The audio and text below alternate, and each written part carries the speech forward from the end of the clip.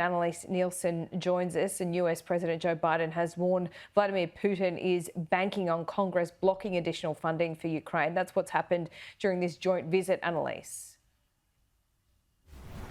Yeah, this has been a big day on Capitol Hill. We've had Ukrainian President Volodymyr Zelensky meeting with congressional leaders, pleading for them to put through funding for Ukraine. What Republicans have been saying is they won't put that through until they get something else from the White House to try and increase security on the US-Mexico border. This has been a growing issue of concern. There's been a number of people crossing over the border, an increasing number that have been found to be on the terror watch list. And so Republicans say that there's no deal on Ukraine until they can get some policy reform, not even just extra cash for the border. What Biden has said is that this has to happen now. The timing is critical, and they've all but run out of money from what the US is giving to Ukraine. They are down to their last few dollars going over.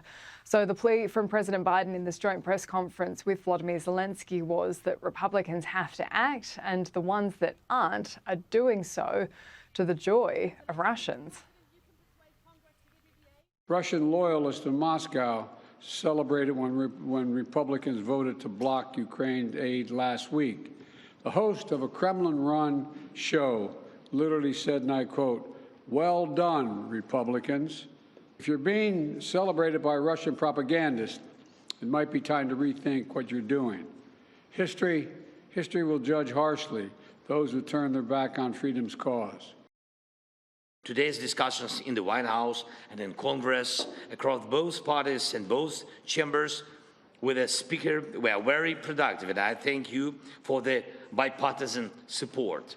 As we approach Christmas, on behalf of all our Ukrainian families separated by war and all sons and daughters on the front, Ukraine's greatest wish is to near this war's victorious end.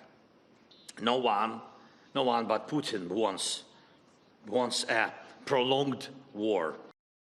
And President Biden was also asked about his administration's support for Israel. Reports that may be wavering. This has been a really interesting development today. These comments have come through from a pool reporter who went along to a Biden fundraiser. Now, it's important to put this in context. For these events, he's talking directly to the donors. He wants to fund his re-election campaign, but there aren't cameras in the room. There's one reporter who's allowed to take notes. Those are then shared with the White House pool.